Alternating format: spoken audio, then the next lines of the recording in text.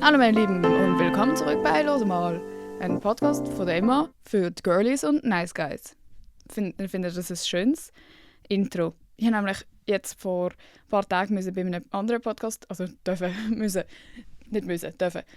Oh mein Gott, jetzt habe ich schon wieder so einen Sprachfehler, das regt mich jetzt schon auf, sorry. Bei einem anderen Podcast vorbei können, sollen, dürfen, müssen. Und dort habe ich dann noch irgendwie für so Social Media Content müssen in die Kamera labern. Und es war mir so peinlich. Die anderen, die dort waren, haben alle müssen sich umkehren und mich nicht anschauen. Weil ich kann das auch nicht, wenn mir Leute zuschauen und dann so ernst sein. Und dann musste ich aber noch so peinliche Geschichten erzählen. Und dann geht es natürlich schnurzi-furzi.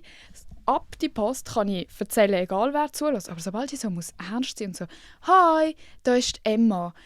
Ich mache Social Media und freue mich, hier zu sein.» Das kann ich im Fall gar nicht. Ich finde das so peinlich. Darum habe ich gedacht, ich muss jetzt so einmal ein seriöses Intro machen. Falls so irgendjemand Neues zulässt, ich bin Emma. Freut mich. Wer sind ihr so? Wieso sind ihr da? Habt ihr Probleme im Leben? Wahrscheinlich schon. Auf jeden Fall kann ich da ganz fest das nachfühlen und ihr seid da immer willkommen. Sehr willkommen, egal wer. Auch jemand hat mich in meinen DMs darauf aufmerksam gemacht, dass ich nicht Slay sagen darf, außer ich bin queer. Habe ich auch zum ersten Mal gehört. Alle Kritikpunkte sind willkommen. Es ist einfach nicht sicher, dass ich es umsetze. Aber ich kann mich immer anficken, wenn ihr wollt. Ich kann auch immer etwas Nettes schreiben. Auf jeden Fall, heute geht es genau um das. Und zwar ums Influencer-Sein. Ich habe schon ein paar Mal davon erzählt. Ich weiß auch gar nicht, ob ich vielleicht schon mal eine Folge über das gemacht habe. Aber der Anlass ist, dass ich die ganze Zeit jetzt auf meiner For You-Page ganz viele Leute sehe, die anfangen mit dem. Also die so wirklich sich so quasi outet als «Das Jahr ist mein Jahr und ich will unbedingt Influencerin werden» und das so voll aussprechen. Nicht einfach, sie posten Videos und man könnte so denken «Ah, die will Influencerin werden». Sondern die Leute sagen das so for real. Und mega viel, also es geht dann irgendwie mega viel darum, so «Ja Leute, was haben wir für Tipps?» und «Supporten wir einander?» Und dann bilden sich so irgendwie so Grüppli irgendwie von Leuten, die sich so gegenseitig probieren pushen und so. Und ich dachte, ich gebe auch mal meinen Senf dazu, oder? Wenn da wirklich mal jemand wissen will, wie man das dann machen sollte, meiner Meinung nach, dann habt ihr hier euer Tutorial. Höchst qualifiziert, oder? Also, vielleicht sollte ich erst mal anfangen mit, was sind meine Qualifikationen, dass ihr mir glauben solltet. Erstens, ich habe es auch geschafft. Ich verdiene mein ganzes Hab und Gut mit Social Media und es läuft gut. Das mache ich schon seit Corona, also seit, ich weiß auch nicht, Ende 2020. Das stimmt, glaube ich nicht. Ich glaube, es ist 21. Ich habe das Gefühl, ich lüge amigs bei diesen Zeiten. Ich sage, ich war 16, dann sage ich, ich war 17, ich weiß es nicht genau. Weil, wenn du neu da bist, ich habe keine Ahnung von meinem Gedächtnis und alles ist verschwommen in meiner Vergangenheit. Das ist das Thema für ein anderes Mal. Genau, ich mache das schon relativ lang, und zwar habe ich auf TikTok angefangen, habe einfach irgendeinen Scheissdreck gemacht, weil es mich auch nicht so wirklich gejuckt, ich habe es einfach ein bisschen lustig gefunden, mir war langweilig gewesen. Aber es ist jetzt nicht so, dass ich habe noch nie im Leben gepostet mit dem Hintergedanken, dass ich irgendwie etwas erreichen will damit, sondern es war einfach so lustig gewesen. Und dann habe ich irgendwann gemerkt, dass es funktioniert, dass die Leute das gerne schauen, und dann habe ich einfach nie mehr aufgehört. Das sind meine Credentials. Ich habe schon, was habe ich schon für Kunden gehabt, Leute? Was habe ich schon für Werbepartner gehabt? Dem sagt man übrigens Kunden. Wir kommen jetzt hier ins Jargon, in die Fachsprache. Keine Ahnung, was habe ich schon für Kunden gehabt? Der Roger Federer, nein. Ja, ich habe actually ein Video mit dem Roger Federer gehabt. Wenn ihr das nicht wisst, dann scheisse, ihr wisst meinen Main Character Trait nicht. Globus, was gibt es noch? Ja, Schweiz Tourismus. Jetzt gerade hatte ich einen mega coolen Dreh für etwas, was ich leider noch nicht sagen darf, aber es ist sportlich. TUI, was habe ich? L'Oreal habe ich Jahreskooperationen schon sehr lange. Meine treuesten Babygirls, I love alles, was mit Beauty zu tun hat. Ich bin gerade so am Durchscrollen, ich weiß gar nicht, aber ich habe auf jeden Fall schon sehr viele coole Sachen machen, wo ich nie im Leben überhaupt gedacht habe, dass das irgendwie geht. Also, jetzt weiss jeder, dass man mit Social Media Geld verdienen kann und dass es krass ist und cool ist. Und Alter, ich habe sogar einmal Geld verdient anhand von Audemars Piguet. Und alle Leute lachen mir immer aus von meinem privaten Umfeld, wenn ich sage Audemars Piguet. Sind so, Bro, die haben dir Geld gezahlt und du sagst es wie ein Bünzli. Sorry, Audemars Piguet. Ja, alles ein bisschen, das sind alles so Flex-Brands. Aber es gibt ganz viele verschiedene Sachen, mit denen man Geld verdienen kann. Und mein Punkt ist, ich glaube, heutzutage im 2025 weiss das halt jeder. Und damals habe ich einfach gedacht, das sind so die krassen Deutschen, die man so kennt, so Dagi B und so, die halt Geld verdienen mit dem und sonst ist es halt unmöglich. Und ich glaube, heutzutage ist das Wissen schon mehr dass es möglich ist und ich habe das Gefühl, es gibt auch viel mehr, die mit diesem Hintergedanken anfangen, weil sie so irgendwie einen Lifestyle sehen, bei zum Beispiel jetzt auch mir. Ich glaube zwar weniger bei mir, weil ich glaube, man sieht bei mir recht gut, dass ich einfach ein ganz normales Leben lebe, aber es kann ja trotzdem sein, dass jemand das so idolisiert. Aber bei ganz vielen anderen sieht man halt schon, dass man so davon ausgeht, so, ja, wenn du Influencerin bist, dann kriegst du jeden Tag etwas gratis und hast es einfach mega cool und mega gut. Und darum will ich das jetzt auch machen. Und es sagen auch mega viel explizit in die Kamera, dass sie Influencerin werden, um auch so ein Leben führen können. Was meiner Meinung nach einfach schon mal als erster Tipp mega dumm ist, zu sagen. Sorry, ich muss euch in dieser Folge auch ein bisschen fronten, weil tatsächlich geht das ganze Influencer sein. Und man kann auch Content Creator sagen, ist mir im Fall so schnurzi. Ich finde Influencer auch ein cringe Begriff, aber schlussendlich heisst es irgendwie so.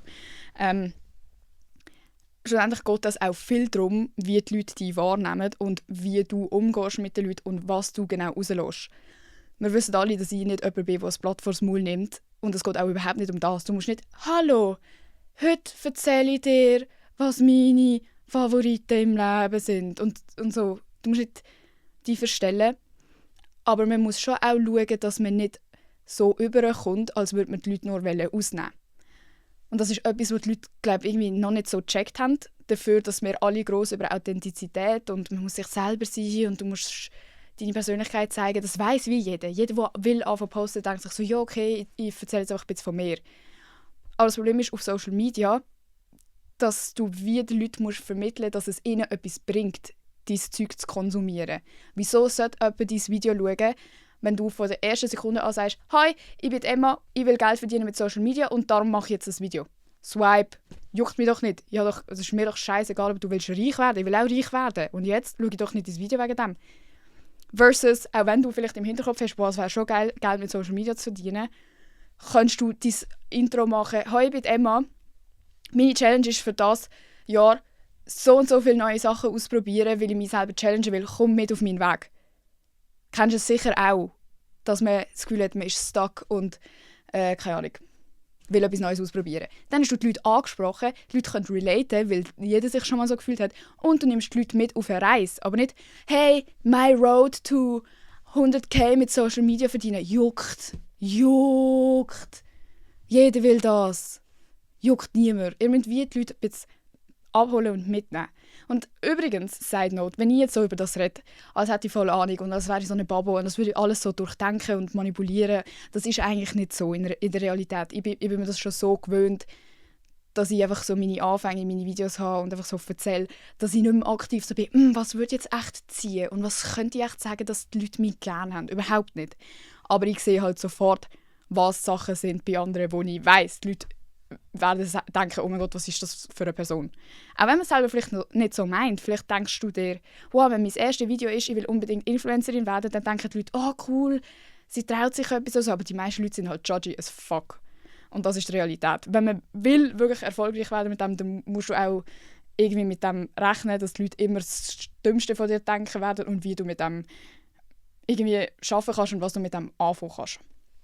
Genau. Also erstmal schon mal vorab, bitte hört auf, den Leuten sagen, dass sie Fame geil sind. Oder Geld geil oder keine Ahnung was. Das ist das Unsympathischste, was man machen kann. Und es wirkt sich auch extrem auf den Content aus. Wenn du etwas nur machst, um Geld zu verdienen oder zum Anerkennung zu bekommen oder keine Ahnung, einen gewissen Lifestyle erlangen, dann schmeckt das jedem.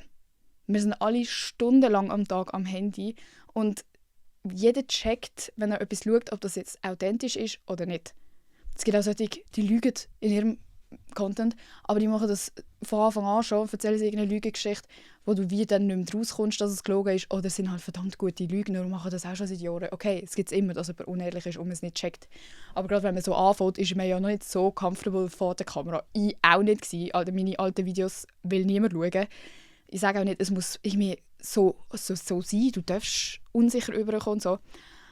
Aber eben, sobald du etwas aus einem anderen Hintergedanken machst, als dass es dir einfach eine Freude macht auf Social Media oder als dass du denkst, du könntest den Leuten etwas mitgeben oder etwas bringen oder du hast etwas Cooles zu erzählen. Das schmeckt jeder.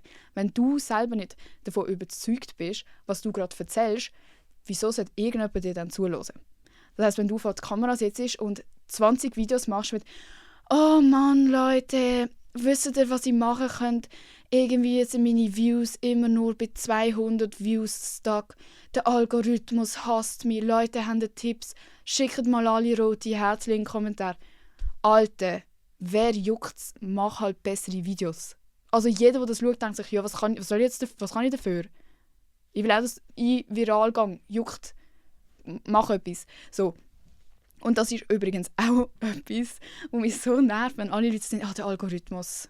Ich habe auch das Gefühl, bei mir, es gibt so Zeiten, wo egal was du postest, es kommt gut an. Und auch wenn du dir Mühe gibst, in einer anderen Zeit, dass es dann nur Scheiße läuft. Check ich schon, dass man das dann sagt. Aber man kann nicht dem Algorithmus für alles die Schuld geben. Der Algorithmus jetzt wieder. Ich bin Shadowbanned. Es ist noch nie confirmed worden, dass es eine Shadowban gibt. Das ist übrigens für Leute, die keine Ahnung, das noch nie gehört haben. Das ist so, wenn man sagt, TikTok hat einem so, tut einem nicht mehr ausspielen an die Leute und will halt deinen Content nicht mehr pushen, dann bist du Shadowbanned. Egal, ob du jeden Tag postest oder nicht. To be honest, Leute, wahrscheinlich sind eure Videos einfach nicht so gut. Also same. Ich poste zum Beispiel, ich habe 2 Accounts. Auf dem einen Account, auf TikTok, habe ich zum Beispiel so 300, weiß auch nicht wie viel, 1000 Followers. Das wäre eigentlich so rein theoretisch der Account, der am erfolgreichsten ist, wenn man einfach nur diese Zahl anschaut. Aber ich poste darauf nur Scheissdreck und es läuft nicht gut. Ich habe vielleicht so 10'000 Views auf einem Video. Das ist krank schlecht für so viele Followers. Weil das sind auch einfach irgendwelche random Followers, die meisten. Die kommen von der ganzen Welt. Das sind nicht alles Schweizer, das sind nicht alles Deutsche. Die Hälfte von denen versteht mich nicht einmal, wenn ich auf Schweizerdeutsch etwas erzähle oder etwas schreibe. Und der Content juckt auch einfach niemand. Ich poste das nur, weil es mir Spass macht. Und es mir wie egal ist, ob das jetzt viele Likes bekommt oder nicht. Dann habe ich noch einen anderen Account, wo ich alle die Videos poste, wo ich so wirklich etwas mache und so Vlogs und mir auch erzähle und mir Mühe gebe. Und dort habe ich nur so 80'000 Followers. Nur, ich weiss, das klingt dumm, aber im Vergleich zu den 300, weiß auch nicht wie viel Tausend. Und das ist aber der gute Account, weil dort folgen mir nur Schweizer, basically. Alle wissen, wer ich bin, was ich zu erzählen habe. Es ist so eine richtige Community. Die Leute sind into it. Also weißt, wenn auch ihre Meinung abgeben und kommentieren und so haben Freude an meinen Videos. Um das geht es. Es ist wie scheißegal, wie viele Followers das du hast oder was der Algorithmus sagt. Wahrscheinlich postest du einfach scheiß Videos. Vielleicht musst du einfach mal eine Auszeit nehmen und überlegen, was könnte ich sonst machen. Und du kannst auch nur Scheiß posten. Sage ich gar nicht. Man kann nur Scheissdreck posten. Mache ich ja auch auf dem einen Account. Aber dann dürfen wir nicht rumheulen und sagen, TikTok ist mich voll am Bestrafen, bist Shadowbanned. Leute, get a grip. Genau. Also, nochmal zusammengefasst. Ich bin jetzt einfach wieder am Schnurren, obwohl ich eigentlich eine Liste hatte. Ich habe die Liste jetzt noch kein einziges Mal angeschaut. Aber authentisch sein ist das Wichtigste. Ihr müsst etwas haben, für was ihr brennt und was ihr den Leuten vermitteln wollt. Wo nicht ist, ich will Geld verdienen und reich werden. Merkt euch das, weil das checkt jeder und es juckt niemand.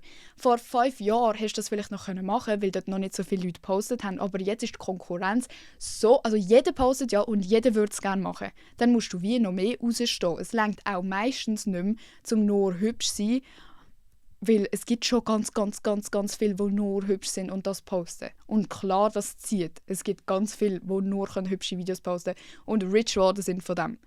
Aber die Wahrscheinlichkeit ist viel kleiner, als wenn du etwas Cooles zum Erzählen hast. Und das ist übrigens auch gerade etwas, wo Leute mir immer sagen, ja, aber das wird ja eh nicht klappen, weil ich bin nicht hübsch. Alte Leute, wissen wie viele Leute sind nicht unbedingt Victoria's Secret Topmodels und sind steinreich geworden von diesem Scheiß. So viel. Es geht alles um Persönlichkeit. Alles. Wenn du nicht kannst mit einer Kamera reden, was bringt es dir denn, wenn du hübsch bist? Wenn du keinen gescheiten Satz rausbekommst oder keinen Humor hast oder was auch immer deine Zielgruppe dann cool findet, dann bringt es dir alles nichts. Logisch könnt ihr alles erreichen, was ihr wollt, auch wenn ihr das Gefühl habt, ihr seid jetzt nicht die Hübschesten auf der Welt. Und wer bin ich, um zu sagen, dass ihr nicht hübsch seid? Aber es gibt ja viele Leute, die das von sich selber behaupten. Also das ist auch ein Mythos. Es ist ein Mythos. Außerdem die Leute lieben es, wenn sie sich mit jemandem identifizieren können. Und die Leute hassen es, wenn jemand zu fest ihre Insecurities triggert. Das heisst, tendenziell schaut man auf Social Media nicht so mega gerne perfekten Leuten zu, weil man sich dann einfach scheiße fühlt, während man das schaut. Ich schaue viel lieber Leute zu, die low-key ein bisschen räudig aussehen, wo ich denke, schön sieht die auch mal räudig aus, weil ich sehe auch immer räudig aus. Keep that in mind. Naja, ich schaue jetzt mal kurz auf meine Liste, weil eigentlich wollte ich zuerst anfangen mit Sicherheitstipps. Weil das sehe ich auch bei Leuten, die anfangen, am allermeisten, dass sie so Sachen posten, wo ich denke, Scheiße, Alter, du musst das sofort löschen. Hallo, pass auf dich auf, Mann. Das Internet ist ein scary Ort und das Internet vergisst for real nichts. Das kann ich euch sagen und ich weiss, das sagt jeder und das hat auch gar keine Gewichtung, wenn man das noch nie selber erlebt hat, wo man so sieht, fuck, stimmt, das ist ja wirklich noch überall im Internet. Hahaha, Albträume. Ich kann nicht mehr schlafen, weil ich weiss, was ich alles schon so gepostet habe.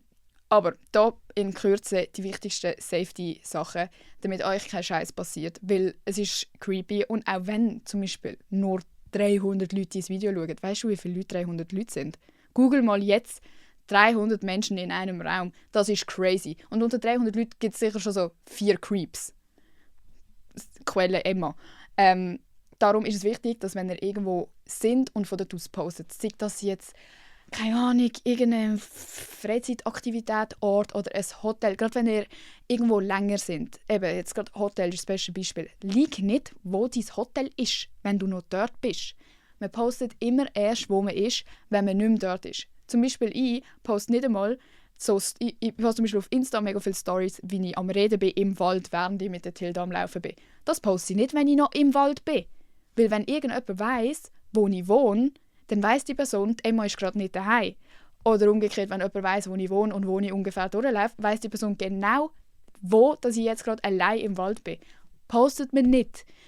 Genau gleich das Hotel. Es gibt so Creeps, Mann. Und man kann auch im Hotel easy herausfinden, welches Zimmer dir gehört. Im Fall. Darum, passt einfach einmal mehr auf. Gerade auch so, wenn ihr so eures Haus von außen zeigt, wieso auch immer man das machen würde. Zum Beispiel auch einfach schnell in einem Vlog, wie man heimläuft und da ist mein Haus. Nein, macht das bitte, bitte nicht. Nicht von außen, auch nicht von innen, wenn ihr im Haus drin seid. Postet nicht, wie eure Aussicht aus dem Fenster aussieht. Es gibt verdammte Creeps. Kennt ihr Geogesser? Geogesser, wie auch immer man es sagt. Kennen ihr das? Leute können im Fall wirklich anhand von allem herausfinden, wo man wohnt. Keine Ahnung wie, weil ich bin nicht creepy, aber es passiert. Und wenn ihr schon mal einen True Crime Podcast gehört habt, dann wisst ihr es passiert der Beste. Es passiert auch denen, die denken, ja, mir wird schon nichts passieren. Es passiert, leider. Und ich weiss, es ist unfair, dass man selber dann die ganze Zeit sich so viel Gedanken machen muss und so viele unnötige Massnahmen treffen, Massnahmen treffen, ja, muss. Mir wäre es auch lieber, müsste ich das alles nicht machen, aber ich bin für mich selber verantwortlich und ich tue mich im Internet präsentieren. Das heisst, ich muss auch schauen, dass ich sicher bin, während ich das mache. Also, Aussicht nicht teilen, Haus nicht teilen, Nachnamen bitte, lasst es auch einfach sein, wenn es geht. Ich weiss, es sind auch viele, also von vielen ist der Nachname bekannt, aber es ist immer noch mal einmal sicherer, wenn man die Nachnamen nicht weiss. So checkst. Und Leute können auch immer herausfinden, wie du heisst, ist logisch. Gewisse Leute werden immer wissen, was dein voller Name ist, wo du wohnst. Das ist ganz normal.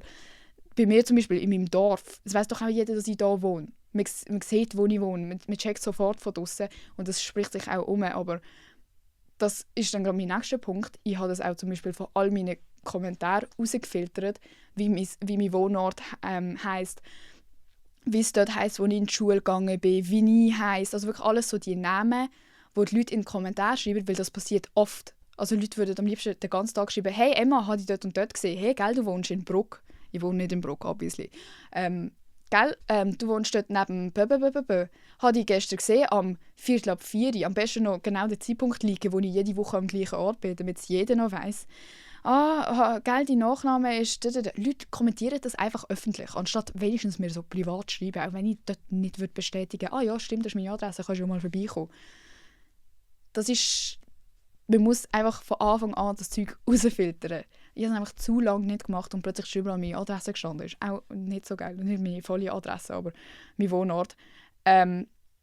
Und was ich auch erst gerade vor kurzem gemacht habe, ist, dass ich mein Autokennzeichen sperren lassen habe. Ich weiß nicht, wie man das sagt. Ich glaube, es heisst, man sperrt es. Das kannst du wie online machen, auf jeden Fall für den Kanton Aargau.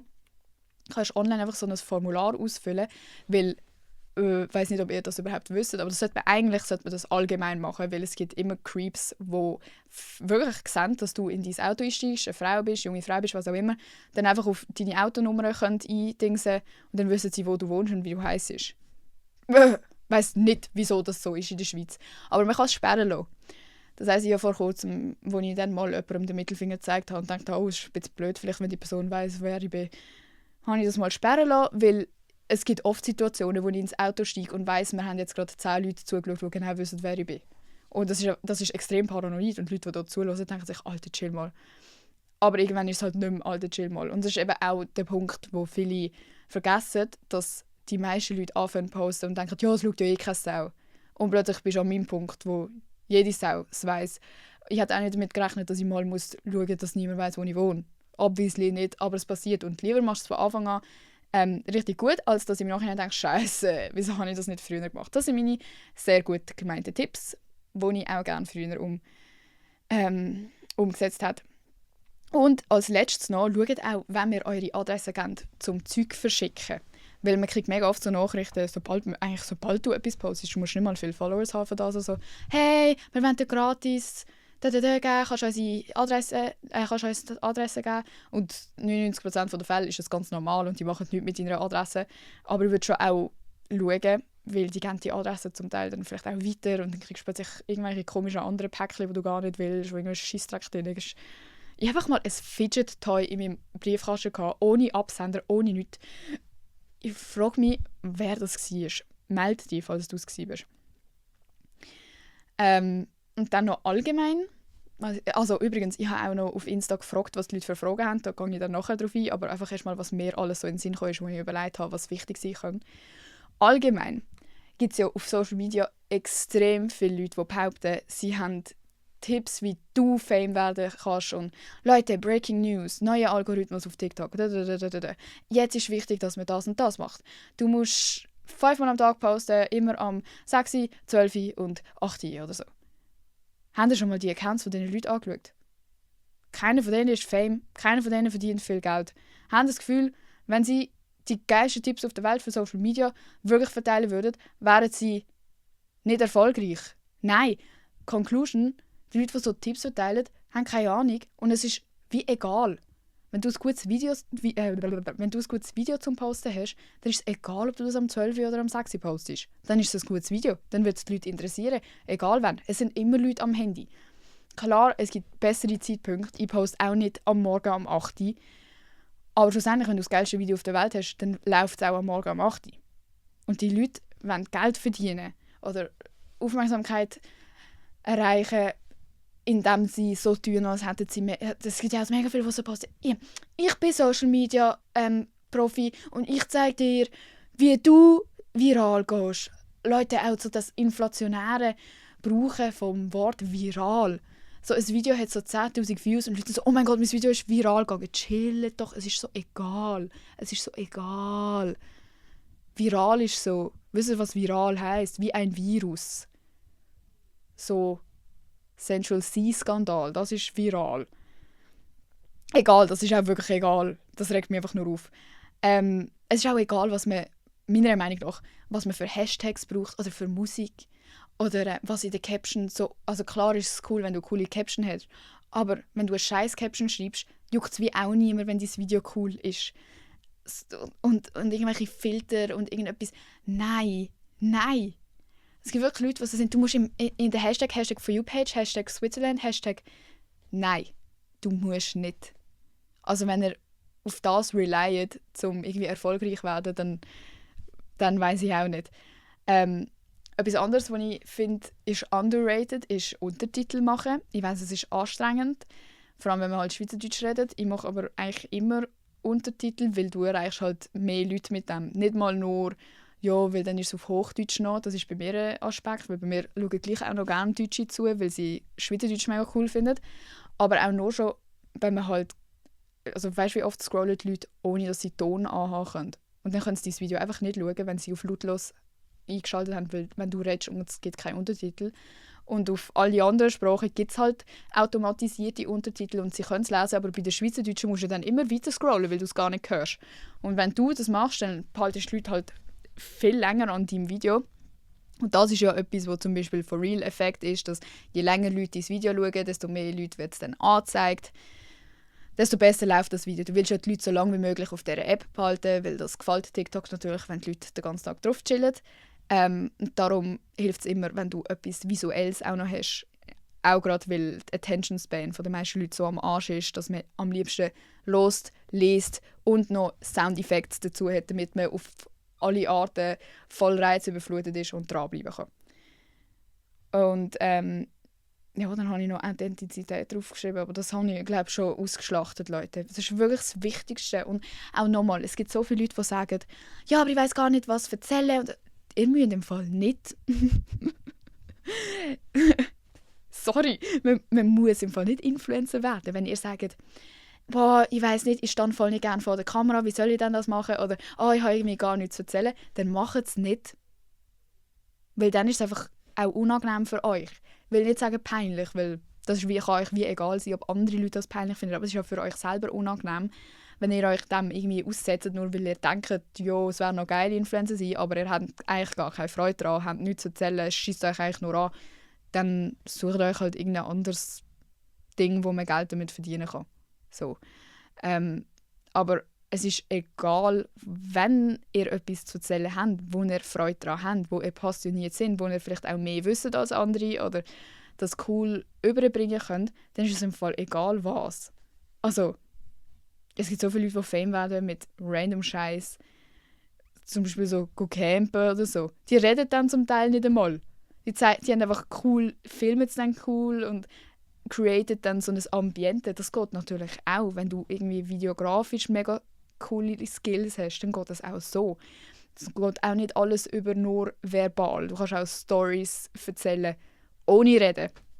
Aber ganz allgemein, du kannst mit jedem Scheiß erfolgreich das machen, solange du interessant gestaltest. Ich meine, wie viele von uns haben schon irgendwelche unnötigen Videos geschaut, wo man danach denkt, Bro, für was habe ich jetzt gerade eine Minute dazu geschaut, wie die, keine Ahnung, irgendein ASMR-Spielzeug umgeknetet hat. Aber man schaut es halt.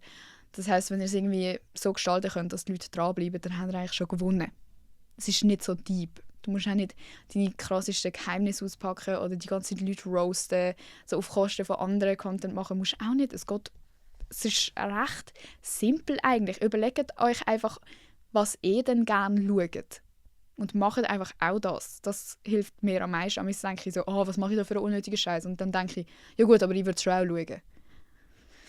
Jetzt noch zum Thema Geld verdienen. Wenn man es ja schon will, dann, wenn es zu diesem Punkt kommt, ich kann euch sagen, das passiert natürlich nicht von Anfang an. Und man kann auch nicht von Anfang an, auch wenn man schon, sagen wir mal, ein bisschen Reichweite irgendwie anbekommen hat und schon ein paar Followers hat, du wirst dann trotzdem nicht Big Bang machen. Es gibt einfach zu viele Leute in diesem Business, die kein Geld verlangen für ihre Arbeit. Das heisst, wenn man noch nicht so mega krass etabliert ist und so eine Brand aus einem geworden ist, dann hat man auch extrem viel Konkurrenz, die gratis alles macht. Und wenn du dann die Person bist, die Geld verlangt, dann sagen sie, ja gut, dann nehme ich halt die andere, die es gratis macht und gleich viele Followers hat. Aber trotzdem ist es wichtig, dass man Geld verlangt, wenn man Arbeit verrichtet. Gerade wenn ihr daran denkt, was das für Firmen sind, die euch fragen um ein gratis Video. Ist es eine Bank? Ist es ein grosses Beauty-Unternehmen? Ist es, weiß auch nicht, etwas, wo dir ein gratis Produkt geben will? Das ist übrigens auch gratis, Leute. Wenn sie euch einfach Sachen schenken und dann erwartet, dass ihr 4 Videos darüber macht, das ist gratis Arbeit. Das macht man nicht. Ich komme euch schlagen, wenn ihr das macht. Das ist so das Dümmste, wirklich für alle aus dieser ganzen Szene, wenn es immer Leute gibt, die alles gratis machen, nur weil sie nachher ein Geschenk bekommen haben im Wert von 60 Stutz, die gehst du auch selber kaufen. Weil so ein Video, egal ob du auch nur wenige Followers hast, kostet etwas, vor allem für so grosse Brands. Ihr wollt nicht wissen, was die würden einer trashige Firma zahlen, die ein Video machen würde, das wahrscheinlich 10 Likes bekommen würde. Auch wenn dieses Video vielleicht nur 1000 Likes bekommt, es ist trotzdem um so vielfaches besser, als für was sie wahrscheinlich bei einer professionellen Firma so 2.000, 3.000, 4.000, 5.000 für ein Video zahlen würden. Und es ist absurd, was das für Beträge sind. Und ich kann euch obviously auch nicht weiterhelfen mit «Wie viel Geld soll ich verlangen?» und so, weil über das darf ich nicht reden, wie jeder sonst sagt. Aber ich kann euch auch als Tipp geben, dass ihr mit anderen Leuten privat euch unterhaltet. Jeder redet dann gleich drüber, auch wenn man nicht sollte, auch wenn man unterschreibt, dass man nicht drüber redet. Jeder Furz redet drüber. Glaubt aber auch nicht allen alles. Es gibt auch viele, die lügen darüber, wie viel sie verdienen oder eben nicht verdienen oder was auch immer. Also Ehrlichkeit ist auch nicht so gross geschrieben in diesem Business, weil man ist immer noch Konkurrenz voneinander. Aber probiert mal herauszufinden, privat, bei anderen Leuten, die ähnliche Situationen haben wie ihr oder auch schon in dieser Situation waren. Es kommt auch immer darauf an, was ihr für Content macht. Wenn du nicht als Persönlichkeit auftrittst, sondern zum Beispiel deine Videos laufen immer nur gut, wenn du weiß auch nicht, ein Playmobil-Männchen zeigst, dann kannst du halt die selber nicht so gut verkaufen, dann kannst du auch nicht mega krass viel Geld verlangen. Aber wenn du selber das bist, was vermarktet und du bist quasi auch ein Produkt, neben dem Produkt, das sie bewerben wollen, dann kannst du hohen Cash verlangen. Es ist Werbung. Und das ist so ein bisschen immer der Zwiespalt, weil man denkt sich immer, ja, aber ich kann ja nicht so viel Geld verlangen. Das habe ich gedacht beim ersten Video, wo ich Werbung gemacht habe, habe ich $60 dafür bekommen. Und ich bin so gesagt, oh mein Gott, $60, das ist mega viel. Leute, ich hätte so das 10-fache davon können verlangen damals. Und bin schon dort wirklich nicht gut dran gewesen. Aber das weiss man halt am Anfang nicht. Und ich sage auch nicht, ihr seid blöd oder so, weil ich es am Anfang auch nicht gewusst. Aber macht einfach nichts gratis, weil es schadet allen. Weil eben, es ist genau das. Ja, wenn es immer jemand gratis macht, dann werden die anderen halt nicht gezahlt. Und das sind riesige Brands, die Millionen und Millionen und Millionen haben, die dir nicht mal 100 Stutz zahlen. Für was? Für dass du 4 Stunden etwas machst. Dann mach es halt nicht. Ich weiss, es ist verlockend, weil gerade zum Beispiel, sagen wir, stell dir vor, BMW kommt. Und du findest BMW mega cool, aber sie wollen dir kein Geld zahlen. Ich weiss übrigens nicht, ob BMW zahlt, also ich habe noch nie etwas von Kooperationen mit denen gehört. Das ist nur ein Beispiel. Und du denkst, ja, aber es ist BMW, auch wenn sie mir nicht zahlen, es wäre halt mega cool, zu sagen können, dass ich mit BMW zusammen geschafft habe. Nein, Leute, nein. Nein. Weil das spricht sich wer alles gratis macht, auch unter diesen Agenturen und so. Das sind genauso Lästertanten wie wir alle, genauso spricht sich das und dann wird es für dich nur noch schwieriger, irgendwann dann plötzlich Geld verlangen. Dann sagen sie dir nämlich, wieso, du hast es ja letztens gratis gemacht. Du musst von Anfang an klar machen, was du willst. Und vielleicht sagen sie dir dann, nein, sorry, das können wir nicht zahlen. Aber nächstes Mal, wenn jemand auf dich zukommt, wird es schon mit einem Angebot sein. Und es ist auch immer ein Abwägen. Wisst ihr, wie viele coole Sachen ich schon abgesagt habe, die ich so gerne gemacht habe, rein von meinem persönlichen Empfinden, wo aber einfach businesstechnisch keinen Sinn gemacht hat, weil sie mich dann verarscht hätten und ich mich verarschen lassen hätte. Und das vergessen sie nicht. Du kannst dann nachher schlecht verhandeln, wenn du schon mal Ja gesagt hast. Es ist immer das Verhandeln und das Abwägen und langfristig denken. Was bringt mir langfristig etwas? Wenn ich alles jetzt schnell gratis mache, einfach weil ich es gerade cool finde, oder wenn ich ein bisschen abwarte, vielleicht ein längeres Zeitchen nicht wirklich Geld verdiene, aber dafür einmal ein bisschen mehr Geld verdiene und so dann immer weiter arbeite. Das regt uns alle im Fall auf. Bitte hört auf, gratis Sachen machen. Und auch die scheiß Plattformen überall, wo alle mir schreiben, hey, ist das eine gute Plattform? Nein, obviously nicht. Die zocken euch ab. Das ist genau das, wo du gratis irgendetwas bekommst und dann tun sie so verkaufen, als hättest du die Ehre, das Video zu machen, weil so viele andere das auch machen wollen. Lass es die anderen gratis machen, hä? Nein, Leute. Finger weg. Wisst ihr, wie viel Geld diese Agenturen bekommen? Das checken eben auch viele nicht.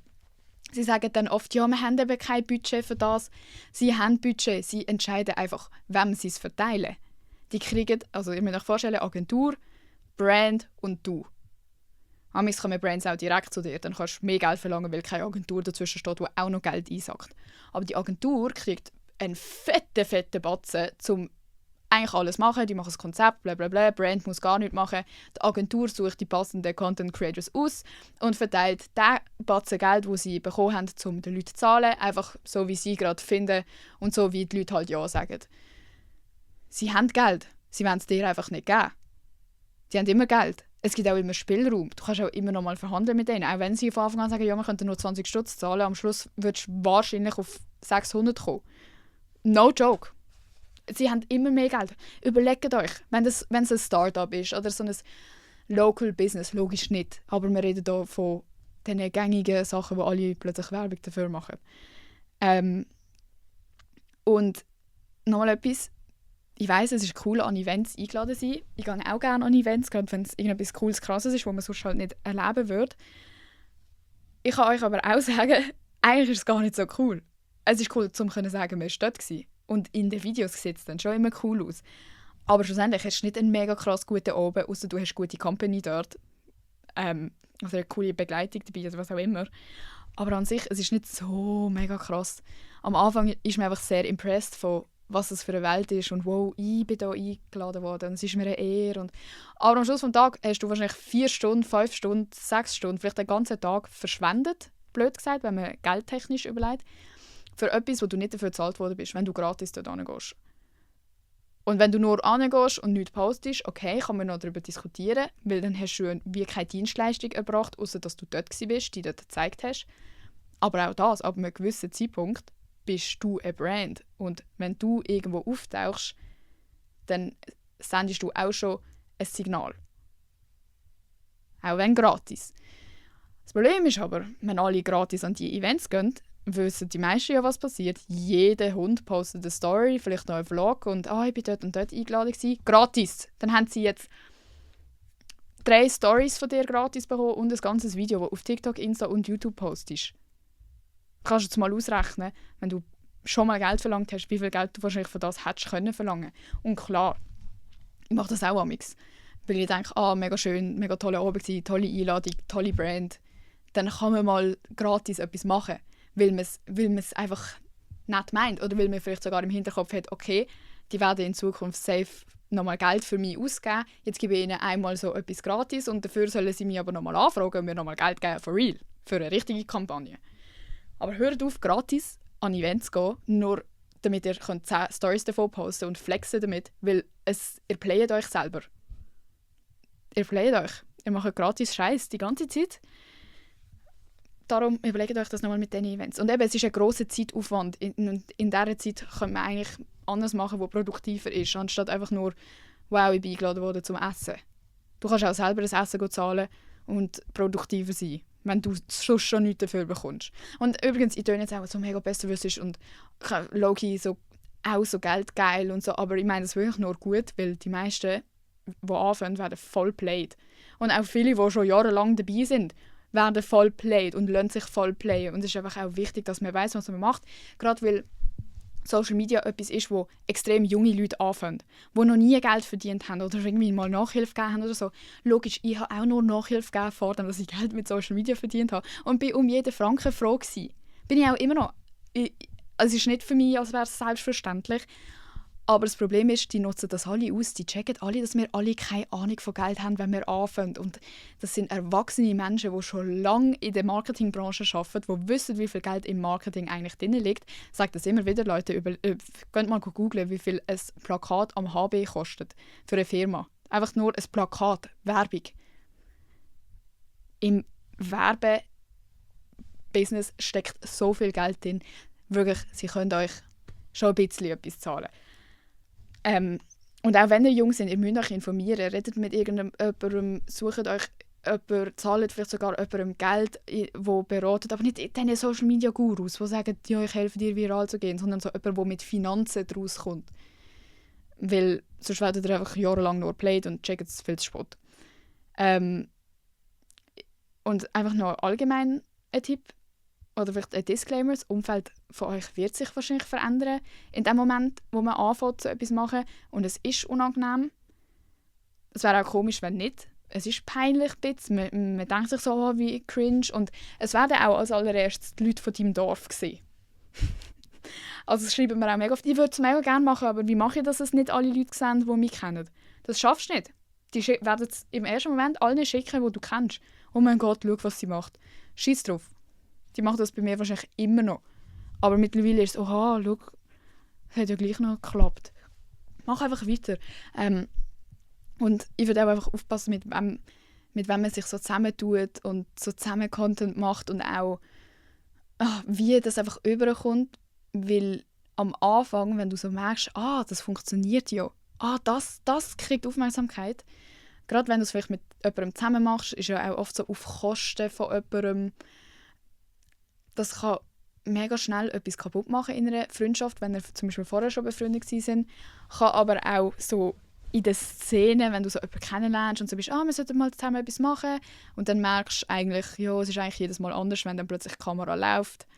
Eigentlich sind wir sonst gar nicht befreundet, wir tun einfach so vor der Kamera, machen das halt einfach dann nicht. Wir sind gar nicht abhängig von irgendjemandem. Er kann auch coole Sachen machen, ohne dass man mit jemandem zusammen das machen muss, wo man dann jedes Mal ein schlechtes Gefühl hat oder irgendwie so, weiss nicht, passt mir auch nicht ganz und so. Weil, ja, das passiert immer wieder und ich habe es ja vorher schon erwähnt, man meint immer, man ist mit allen in dieser Szene mega gut, aber am Schluss des Tages die meisten, wirklich die allermeisten, wollen halt einfach von dir herausfinden, wie viel Geld du verdienst, für was du da bist, mit wem hast du eine Kampagne, krass, okay, Vergleich, wie sind denn so deine Zahlen, wer folgt dir so, und das ist es dann. Weil gerade wenn du neu anfängst, fühlen sich die schon länger dabei sind, extrem schnell bedroht. Weil jeder gegen jeden. Und wenn es jetzt zum Beispiel eine gibt, wie ich, wo sagen wir, genau das gleiche posten würde, zum Beispiel, sie hat auch Tiere daheim, sie reitet, sie ist awkward und macht einen Podcast, wo sie über reale Sachen redet, dann wäre ich auch so «Scheiße, Alter, jetzt ist die meine Konkurrenz. Jetzt muss ich schauen, was die so im Schilde führt, um mich anzupassen.» Das Gute für mich ist im Moment, dass wir alle, die bis jetzt da sind, recht verschieden sind und jeder so seinen Sektor hat. Aber das wird auch nicht so bleiben. Eben, es kommen immer mehr und die Leute werden sich auch immer mehr bedroht fühlen. Inklusive mir. Ich werde dann auch denken, ja Scheiße, jetzt bin ich nicht mehr die Einzige, die dort und dort angefragt werden kann. Schade. Im Moment ist es halt noch sehr so, dass man weiss, diese Anfrage könnte zu der Emma passen, als Agentur. Wer hätten wir so als Frau, ja, die Emma. Es gibt nicht viel mehr. Es sind immer so ein bisschen die gleichen.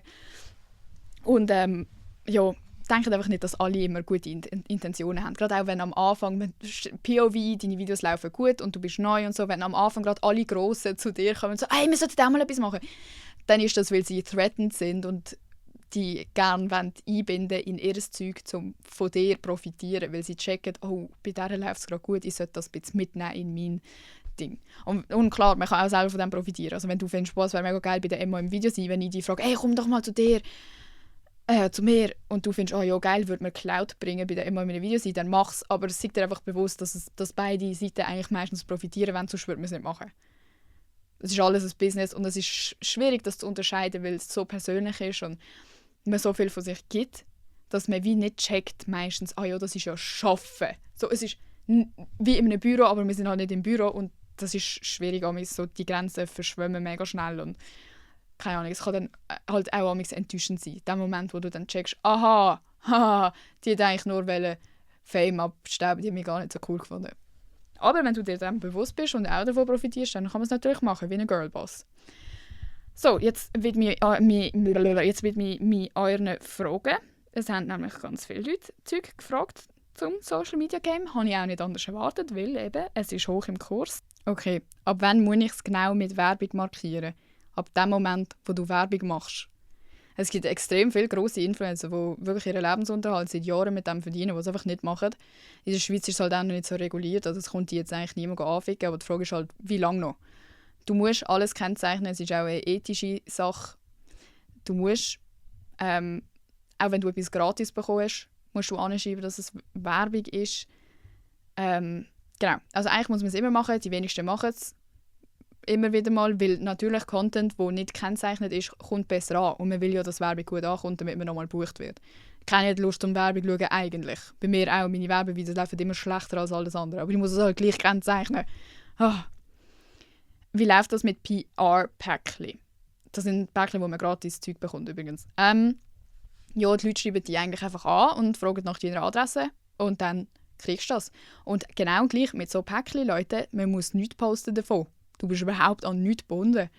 Das ist mehr gedacht, um dir Sachen zu geben, die du ausprobieren kannst. Und wenn es dir gefällt, kannst du es mal erwähnen. Und dann musst du es auch nicht unbedingt als Werbung kennzeichnen, weil wenn ich jetzt einfach sage, mir gefällt die Mascara mega, dann ist es von mir nett, wenn ich dann noch oder ist von mir korrekt, so, zum sagen, und das habe ich übrigens gratis bekommen, aber das sage ich jetzt nicht, weil ich es gratis bekommen habe. Das wäre korrekt, aber du bist nicht so wirklich gebunden dran, wenn du einfach etwas so erwähnst. Aber wenn du jetzt ein ganzes Video machst über «Hey, ich habe die Mascara bekommen und ich teste sie aus» und so, dann musst du es wieder kennzeichnen, weil dann machst du halt fett Werbung dafür. Wie gehst du damit um, so viel Content produzieren zu müssen? Hey, gute Frage. Keine Ahnung. Ich mache es halt dann einfach nicht, wenn es nicht geht.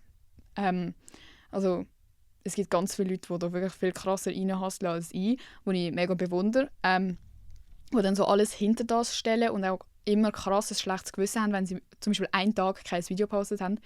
Also ihr würdet im Fall staunen, wie viele Leute sich richtig, richtig heftig verpflichtet fühlen, das zu machen. Was ja auch also low-key richtig so ist, aber andererseits auch so chill. Ich glaube, deine Leute hassen dich nicht, wenn du erst morgen ein Video postest.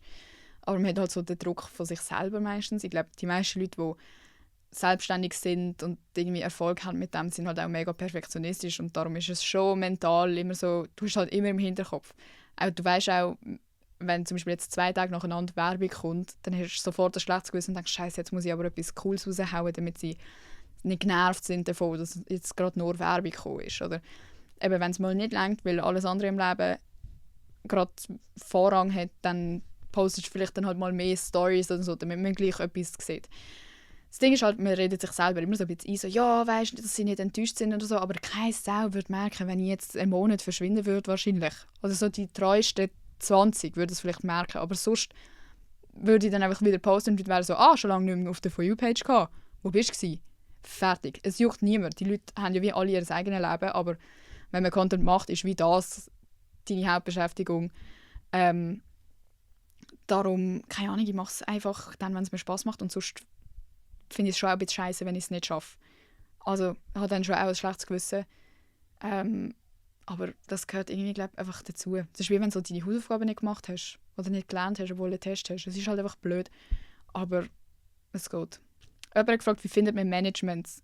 Also Leute, ein Management ist jemand, oder am besten eine Firma, keine Ahnung, die euch managt, die alles für euch verhandelt, die ganze Kommunikation für euch übernimmt. Also ihr seid dann quasi nur noch im Hintergrund und jemand macht eigentlich die ganze so Papierkram-Arbeit für euch. Das kommt, glaube ich, von jemandem, hat jemand gefragt, der noch gar nichts postet. Man braucht kein Management von Anfang an. Das lohnt sich gar nicht, weil du gibst einem Management einen gewissen Prozentsatz ab von dem, was du verdienst. Und wenn du noch nicht mal genug für dich selber verdienst, lohnt es sich wie nicht, so und so viel Prozent abzugeben an jemand Drittes. Gerade wenn du sowieso noch nicht so viele Anfragen bekommst und so, dann brauchst du es nicht. Das ist voll überschaubar allein. Ich glaube, also bei mir ist es noch recht lang ohne Management gegangen, obwohl schon ganz viele Aufträge gekommen sind und es eigentlich mega gut gelaufen ist. Ich würde sagen, spart das Geld so lange wie es geht. Und wie man eins findet, ist eigentlich meistens schreiben sie einem an. In der Schweiz gibt es nicht so wirklich viel.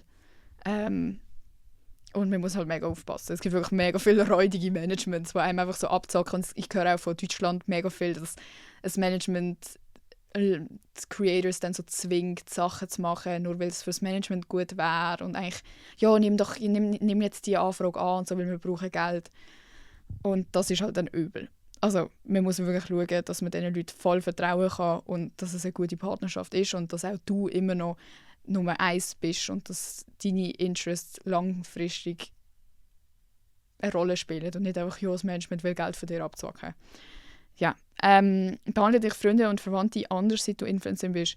Ja, das habe ich auch schon angesprochen. Es hat ganz viele Leute gegeben, die nicht explizit so etwas dazu gesagt haben, aber du hast halt einfach gemerkt, sie sehen mich ganz anders und wir haben immer so Kommentare machen, ja, du mit dem, keine Ahnung, du mit dem Dunkin' Donuts, du mit dem L'Oreal, ja, du mit dem, ja, so, ja, okay, und jetzt, fick die, Mann. Es gibt auch Leute, die mir von der Familie nur noch gratulieren mit «Hallo, kleine Influencerin», so meinen Namen nicht mehr sagen können, einfach immer mich auf das reduzieren, dass ich ja jetzt die coole, krasse bin. Das sind vor allem ältere Leute, die das so auf so ein Podest stellen, wo ich mir denke, chill mal, das ist mega cringe. Und durch das verstand ich auch immer mega, wenn die Leute nicht verstanden, aber ich kann nachvollziehen, wieso Leute abheben. Wenn das ganze Umfeld plötzlich so tut, als wärst du Prince Charles, Alter, dann ist es schwierig, oder? Und sonst ich habe so eine Kollegin gehabt, die dann einfach so mega nicht gegönnt hat und Scheiß geredet hat und so. Wahrscheinlich nicht nur eine, aber von einer weiss ich es. Ja, und sonst merkst du halt einfach, man merkt das aber auch schnell. Also es ist nicht, dass man so, das hätte ich nie gedacht. und mega so enttäuscht ist, sondern du checkst sofort, wenn jemand zum Beispiel nur noch mit dir chillt, um ein Bild mit dir machen und andere Leute schicken. So, das ist meine Kollegin. Oder nur noch hofft, dass du sie einladest irgendwo oder denkt, sie kriegt Geschenke von dir gratis und so. Das merkt man mega schnell. Also von dem müsst ihr keine Angst haben, das checkt man. Und mit diesen Leuten muss man dann halt einfach nichts mehr zu tun haben. Aber es gibt auch ganz viele, die das nicht juckt. Das sind jetzt nicht alle scheiße geworden plötzlich. Ist es nicht scheiße, wenn man in der Öffentlichkeit keine Privatsphäre mehr haben kann, weil einem alle erkennen? Doch. Logisch ist es scheiße. Ich weiß auch nicht, wieso alle immer so tun. So, nein, ich habe immer mega Freude, euch zu sehen. Es ist immer geil. Das logische Aspekt ist scheiße, aber es ist wie eine Opfergabe. Also, du kannst nicht alles haben. Du kannst nicht Big Bang machen und dann erwarten, dass keiner zu dir kommt und sagt, hallo, du bist doch die. Das muss man einfach in Kauf nehmen. Und ja, es ist unangenehm und scheiße und man wird immer beobachtet. So, du kannst nichts draussen machen, ohne dass es nicht jemand sieht. Und schlimmstenfalls filmt die jemand noch die ganze Zeit. Das machen auch alle die ganze Zeit heimlich Bilder von einem. Und man checkt sofort, glauben mir. Nicht nur ich. Nicht ich, weil ich irgendwie hyper-aware wäre oder so, sondern jeder Löli, der Videos postet, weiss genau den Moment, wo ihr die Person erkennt. Es ist ein Blick und man checkt es.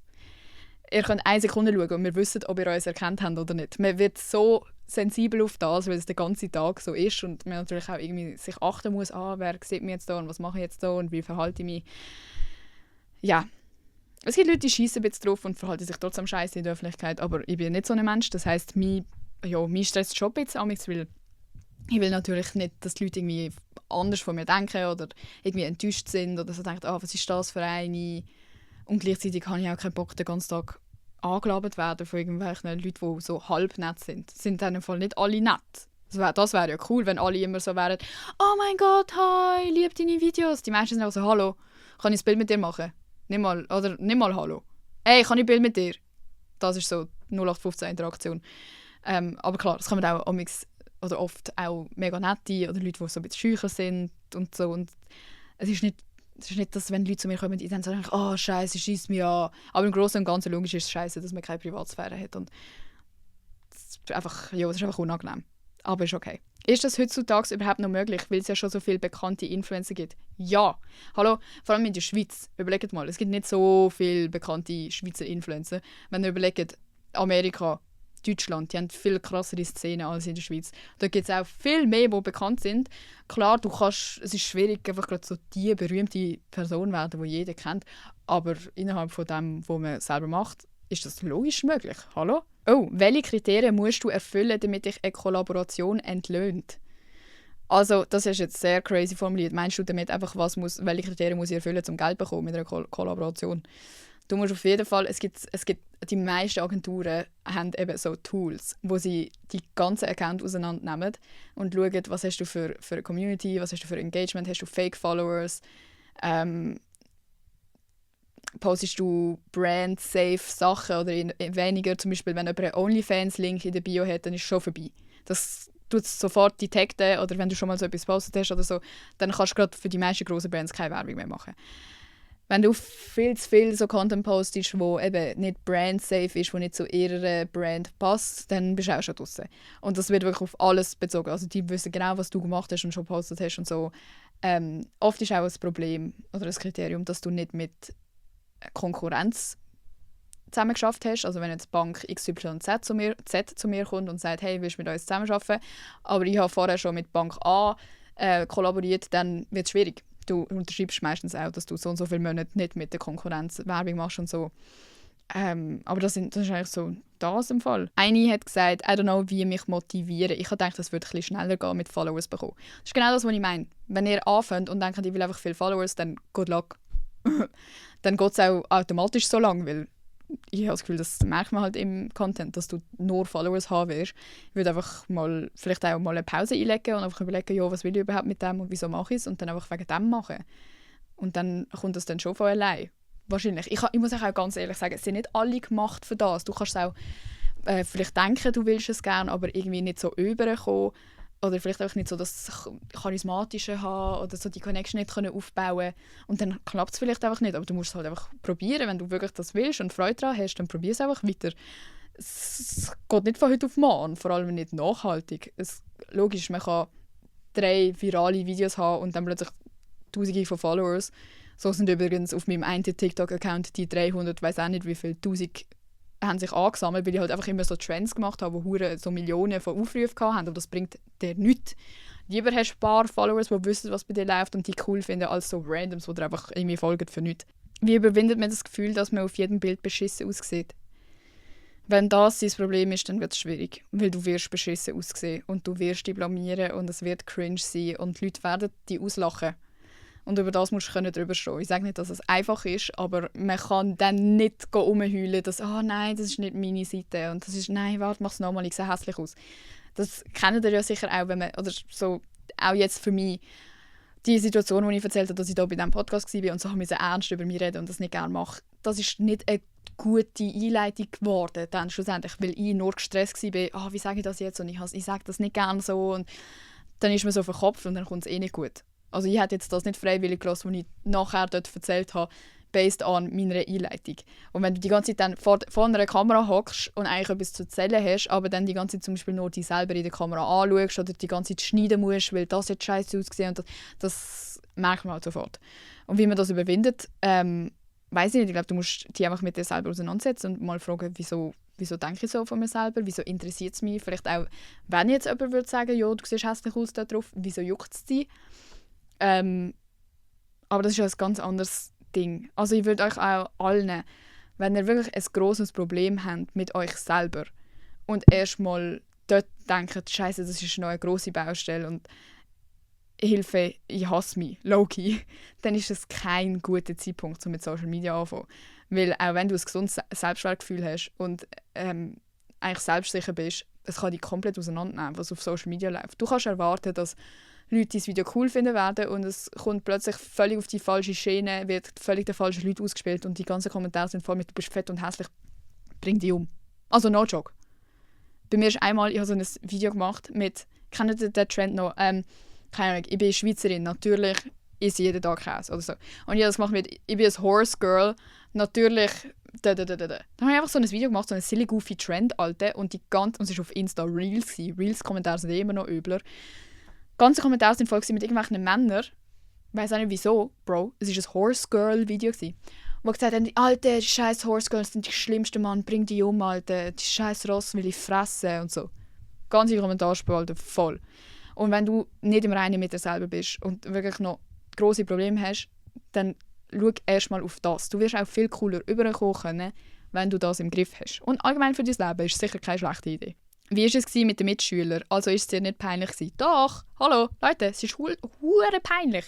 Logisch. Und die haben so, in der Pause haben sie meine Videos laut abgespielt und miteinander geschaut neben mir. Und so, haha, Emma, haha, du mit deinem TikTok, haha. Oder auch random sind dann so, ohne dass sie es überhaupt auf dem Handy hatten, haben sie mir dann irgendwelche Quotes von meinen Videos so vorgeredet. So, stell dir vor, eben, ich hätte gesagt, ich bin ein Horse Girl, natürlich stinke ich immer nach Scheiße. Dann kann es sein, dass einer einfach an mir vorbeiläuft und sagt, hey, ich bin ein Horse Girl, natürlich stinke ich immer nach Scheiße. Aber so ist es halt. So ist es auch, wenn man nicht auf Social Media postet. Sie finden immer etwas, um sich über einen lustig zu machen. Blöd ist es. Jetzt fragen sie nach meinen gratis Sachen. Hey, schaust du nicht mit denen und denen zusammen? Kannst du mal organisieren? Nein, kann ich nicht. Könnte ich safe, aber mache ich nicht. Wie tust du Videos schneiden etc. oder aufnehmen? Weil ich Social Media studiere, will ich ein lernen. Das finde ich auch crazy, dass man das studieren kann im Fall. Ich frage mich, wie das so ist. Ich will einen Tag mal bei euch mitkommen im Studium. Ich schneide im Fall einfach mit CapCut. So die TikTok-Sachen. Und jetzt so Podcasts und so schneide ich auf Final Cut Pro. Und so studiere ich einfach, also ich weiß nicht, ich schneide sehr simpel, ich schneide auch nicht gut. Ich meine, meine Videos sind auch nicht schön geschnitten oder irgendwie schön zum Schauen, glaube ich. Ich mache einfach noch Untertitel und so. Und was bei mir so ein bisschen drin ist, halt so die Soundeffekte. Da tue ich einfach legit die Soundeffekte runterladen und immer einfügen, wenn ich das Gefühl habe, es passt. Und das wäre es dann gewesen. Noch ein bisschen Hintergrundmusik, je nachdem, was es ist, wo passt. Und übrigens, passt auf mit Hintergrundmusik. Macht es nicht zu laut. Die meisten machen es immer zu laut und dann nervt es so, dass alle Kommentare schreiben, «Hallo, nächstes Mal machst du doch die Musik noch ein bisschen lauter, dass man die noch weniger hört.» Das ist einfach mühsam, wenn du actually ein cooles Video gehabt hast und die Musik ist dann ein bisschen zu laut. Verdient man daran echt viel? Ja, die wenigsten.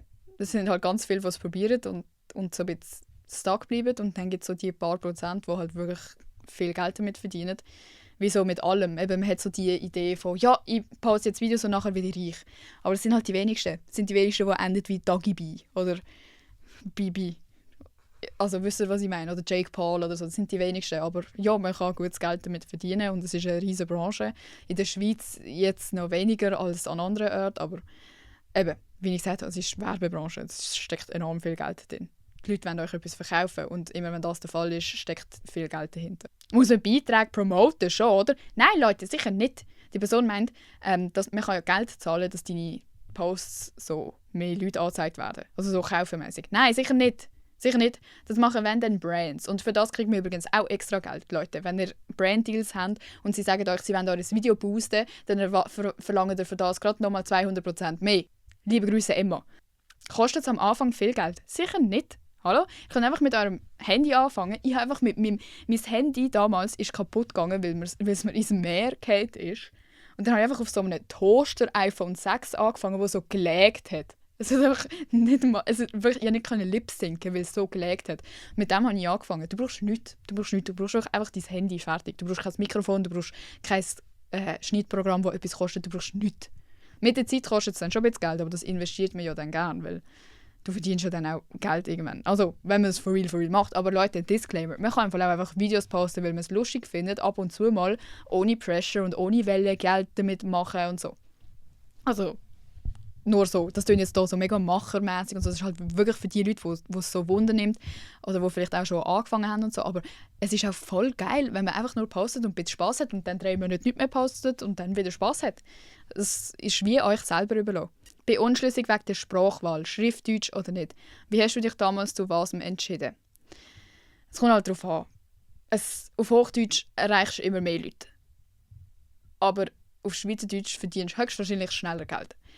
Weil es ist genau das Konkurrenzding. Auf Hochdeutsch gibt es extrem viele Leute, die schon posten, wo du einfach ein ganz kleiner Fisch bist. Auf Schweizerdeutsch, wenn du mega gutes Zeug machst, kannst du recht schnell eine von denen sein, die oben mit dabei ist. Und gerade auch, zum Beispiel, ich habe ja auf Englisch angefangen und habe dann aber auch immer wieder so ein bisschen auf Hochdeutsch gemacht, eben auf dem Scheiss-TikTok-Account, wo ich immer sage. Und dort habe ich ja eben auch viel mehr Leute erreichen können, aber es bringt mehr für rein Geld. Technisch bringt es mir eigentlich nichts.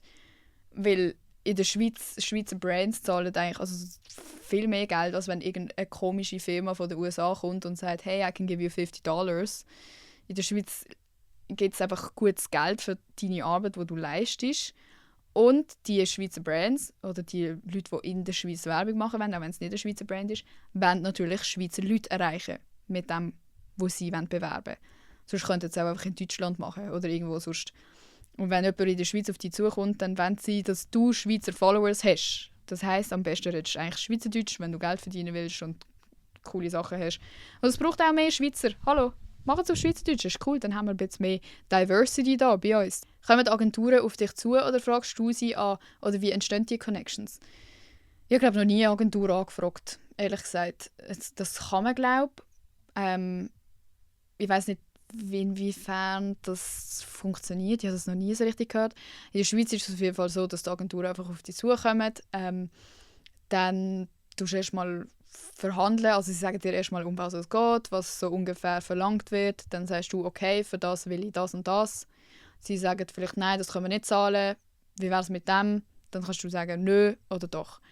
Dann unterschreibst du. Dann bekommst du ein Briefing, was du genau alles sagen musst, was drin sein muss. Dann steht meistens noch irgendein Scheissdreck drin, wo man unbedingt genau durchlesen muss, weil wenn sie da reinschreiben, sie dürfen das 2 Jahre lang boosten, dann unterschreibst du es schon mal gar nicht. Wenn sie sagen, sie dürfen es für jegliche Zwecke verwenden, dann unterschreibst du es schon mal gar nicht. Wenn sie sagen, du darfst es nie mehr im Leben löschen, dann verwendest du es schon mal gar nicht, unterschreibst es schon mal gar nicht. Es gibt ganz viele Sachen, die sie in die Verträge dann reinschreiben, die Bullshit sind, darum man muss sich wirklich achten. Und du kannst zu allem immer Nein sagen. Auch wenn du ein Briefing bekommst, wo drin steht, was du eigentlich sagen sollst, kannst du immer noch sagen, hey, wäre es für euch auch okay, wenn ich das und das sagen würde und nicht gerade das und das. Meistens geht es. Die sind immer mega flexibel. Man muss einfach zuerst mal wissen, dass das überhaupt eine Möglichkeit ist. Ja genau, also meistens eben, weil sie haben ja eine spezifische Kampagne, wo sie Leute dafür suchen. Und es ist halt schwierig, wenn du eine Agentur anschreibst, die vielleicht gerade gar keine Kampagne hat und du bist auch so, ja hallo, ich will gerne eine Kooperation machen, dann sind sie so, ja okay, schön, wir haben aber gerade gar keine Kampagne für dich, was willst du? Darum, eigentlich sollte es gehen. Eigentlich schreiben sie die Leute einfach an. Sie müssen die einfach zuerst mal auf dem Schirm haben und dann spricht sich das eigentlich auch so am Anfang, dass eben so, die Emma, die macht so und so Videos. Das geht recht schnell. Kann es nicht schwierig sein, die ganze Zeit daheim sein und nicht so neu muss hergehen zum Arbeiten. Doch, das ist eben so ein bisschen, du kannst halt gar nicht abschalten. Vor allem, wenn du hast ja alles auf deinem Handy. Alles, was irgendwie work-related ist, irgendwelche Sachen, die verlangt werden, irgendetwas, was schiefgelaufen ist, das kann auch am 9 Uhr zu Abend noch kommen. Die Leute alle auch, die armen Leute, die in diesen Agenturen arbeiten, sind auch alle sind gefühlt 24 Stunden am Arbeiten. Es kommt wie immer etwas rein und eben mein Space jetzt, ich hocke jetzt hier in meinem Zimmer, ich könnte auch ein Studio mieten, aber das ist dann auch immer mit mehr Mehraufwand verbunden, wenn ich eben noch studiere und so. Wenn ich jetzt auch nur das machen würde, logisch, dann würde ich auch irgendwo anfahren und dann musst du irgendwie ein bisschen Zeit verplempern, weil so viele Stunden am Tag übrigens wendet man nicht auf, zum Influencer zu sein, außer man macht mega krass aufwendige Videos und geht immer... Zum Beispiel jetzt der Praktikant, Leute. Den finde ich crazy, weil der muss ja wirklich für alle seine Videos irgendwo anfahren, dann hat er immer jemanden dabei, der filmt für ihn. So, das ist crazy. Aber meine Videos, ich bin da einfach in meinem Space und erzähle Bits und dann war es das gewesen. Aber eben, ich hocke jetzt hier in meinem Zimmer und bin eigentlich etwas am machen, das nichts mit mir privat zu tun hat. Und alles ist so angehaucht von Content. Alles ist, ich schaue alles an und denke, da könnte ich auch noch ein Video machen. Ja, du nimmst es halt mega heim. Aber das ist, glaube ich, alles, wo man selbstständig ist. Das hat gar nichts mit Social Media zu tun. Das Problem ist einfach noch mehr mit Social Media, dass das so den ganzen Tag die begleitet. Ich kann auch keinen Content schauen übrigens und genießen, ohne daran zu denken, dass ich das auch machen könnte. Oder dass, ja, das sollte ich auch. Oder, nein, die hat das gemacht. Und so, es ist alles nur noch so, das könnte man auch noch machen. Es ist nicht mehr so chillig, um einfach etwas zu schauen. Jetzt schaue ich nur noch Serien, das ist eigentlich geil. Ja, das sind, glaube ich, so die meisten Fragen im Fall. Es hat sich alles so ein bisschen wiederholt. Die meisten Fragen einfach, ja, wie kann ich es anfangen? Oder was soll ich machen, wenn ich gar nicht vor die Kamera will? Außerdem, Side Note, man kann das sicher auch machen, ohne sein Gesicht zu zeigen. Es gibt mega viel, aber dann musst du halt irgendwie etwas zum Zeigen haben. Keine Ahnung, was man dann macht. Zeichnen oder so. Ein Voice-Over, sicher wichtig. Wenn du schon dein Gesicht nicht zeigst, musst du sicher deine Stimme zeigen. Was meistens noch schlimmer ist, irgendwie im Fall das Reden am Anfang, ich habe mich so geschämt. Aber ja, und ein paar Leute haben auch noch gefragt, mit was sollte man dann so anfangen. Das ist wie euch überlassen, das, was ihr cool findet. Das ist das Wichtigste am Anfang. Ich habe am Anfang einfach so Lip-Sync-Sachen gemacht, also mit so Sound, so lustig und dann so Text, so haha, wenn du in die Schule gehst. Haha, lustiger Sound. Und das Erste, was ich dann, glaube ich, geredet habe, war auf Englisch gewesen, und dann habe ich mehr so allgemein so, ich als Schweizerin erzähle Facts oder so mit so der «Hello, I'm from Switzerland», so mit der Vogel gespielt. Aber das ist jetzt halt auch alles, das ist alles schon veraltet. Ich kann euch wie jetzt nicht helfen, weil jetzt bin ich schon ein alter Hase und mache einfach irgendetwas, ich weiß gar nicht, was jetzt gerade so cool wäre zum Anfang. Erzählt einfach etwas von euch selber. «Hallo, ich bin Emma», aber auch nicht «Hallo, ich bin Emma und ich will Fame werden und euch das Geld aus der Hose ziehen». «Hallo, ich bin Emma und heute probieren wir mal das und das aus». Das wäre cool. Und klar, irgendwann braucht es auch so Videos, wo ihr einfach nur von euch erzählt, anhockt und sagt, so, jetzt beantworte ich mal eure Fragen. Ich bin Emma, ich komme von dort und dort, das und das mache ich gerne. Aber eigentlich ist das nicht so das Spannendste, was man erzählen könnte. Wenn die Leute ja noch gar nicht von dir gesehen haben, wenn sie auch noch gar nicht über dich wissen. Du musst wie zuerst so ein bisschen etwas zeigen und dann mal erzählen, wer du eigentlich bist und so Hand in Hand. Du kannst auch gut mit so Vlogs anfangen, weil das schaut man einfach automatisch, ohne dass man weiss, wer du bist, weil du einfach etwas machst. Allgemein für Vlogs kann ich euch empfehlen, hört auf, einfach Videos aneinanderreihen und dann im Voice-Over sagen. Und dann bin ich in die Schule gegangen und dann habe ich etwas gegessen und dann immer das erzählen, was man eigentlich schon im Video sieht. Weil für das müssen wir nur das Video schauen, für das musst du es mir nicht erzählen. Erzählt im Voice-Over etwas anderes, was man nicht sieht im Video.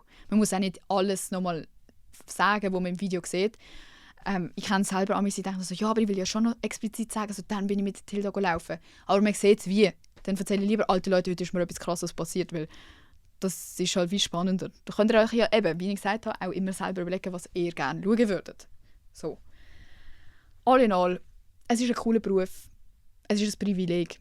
Es ist crazy, dass man das überhaupt machen kann. Und ich finde es mega cool und ich würde es auch gar nicht umtäuschen. Und ich bin mega froh. Und ich mache mein Zeug auch gerne. Aber es geht schon ein Zeitchen, bis man sich auch findet und weiss, was man gerne macht. Und am Anfang ist es also Ausprobieren. Probierst du einfach mal aus, was machst du gerne. Vielleicht denkst du zuerst, ich würde gerne Vlogs machen und dann machst du 10 Vlogs und denkst, Digga, das schießt mir ja elendig an. Dann machst du es halt nicht mehr. Am Anfang bist du noch so frei, du kannst einfach machen, was du willst, die Leute juckt es eh nicht so richtig. Also nutzt das und macht einfach das, was euch Freude macht, wirklich. Und nicht das, was ihr denkt, kommt gut an. Am Schluss des Tages ist es wichtig, dass ihr es cool findet, sonst findet es niemand anders cool. So, erzählt ein bisschen von euch. Tun euch offenbaren. Irgendwie eine Opfergabe machen, sage ich immer. Du musst wie etwas geben von dir. Du kannst nicht erwarten, dass alles super gut läuft und du dich nicht blamieren musst. Man muss sich blamieren, es ist fucking peinlich. Aber es ist einfach so.